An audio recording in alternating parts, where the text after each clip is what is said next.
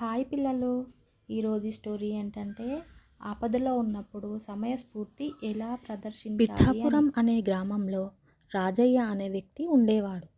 రాజయ్యకు శివ అనే కొడుకు ఉన్నాడు. రాజయ్య ఒకరోజు శివని పిలిచి డబ్బు మరియు నగలు ఉన్న పెట్టెను ఇచ్చి, ఈ పెట్టెను పక్క ఊర్లో ఉన్న నా స్నేహితుడు రామయ్యకి ఇవ్వమని చెప్తాడు. పెట్టెను ఇచ్చిన తర్వాత రాజయ్య శివకు దొంగలు ఉంటారు జాగ్రత్త అని హెచ్చరిస్తాడు.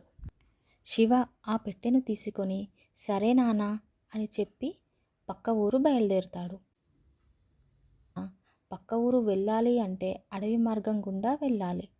శివ ఆ అడవి మార్గంలో నడుస్తూ ఉండగా అతని వెనకాల అడుగుల చప్పుడు వినిపించింది.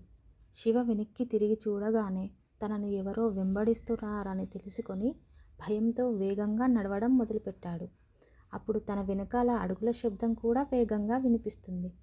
శివ భయంగా ముందుకు వెళ్ళాక అక్కడ ఒక నది కనిపిస్తుంది. పక్కనే ఒక పొద కూడా ఉంటుంది. వెంటనే శివకి ఒక ఆలోచన వస్తుంది. శివ తెలివిగా తన దగ్గర ఉన్న పెట్టెను నది పక్కనే ఉన్న పొదలో విసిరేసి నా పెట్టె నదిలో పడిపోయింది, ఎవరైనా తీసి ఇవ్వండి అని ఏడుస్తూ అరుస్తున్నాడు. అప్పుడు శివని వెంబడించిన దొంగ మనసులో ఇలా అనుకుంటాడు, ఆ పెట్టె నదిలో నుండి తీసుకొని నేనే పారిపోతాను అని అనుకుంటాడు. దొంగ అలా ఆలోచించి వెంటనే నదిలో దూకాడు. అదే అదునుగా భావించిన శివ దొంగ నదిలో దూకగానే పొదలో విసిరేసిన పెట్టెను తీసుకొని ఆ దొంగకు దొరకకుండా తప్పించుకొని తన తండ్రి స్నేహితుడు అయిన రామయ్యకి పెట్టెను జాగ్రత్తగా అప్పగిస్తాడు.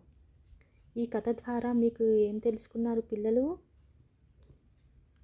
మనకు ఆపద వచ్చినప్పుడు భయపడకుండా, కంగారు పడకుండా సమయస్ఫూర్తితో ఆలోచించి మనం మన ఆపద నుండి బయటపడాలి. అంతేనా పిల్లలు?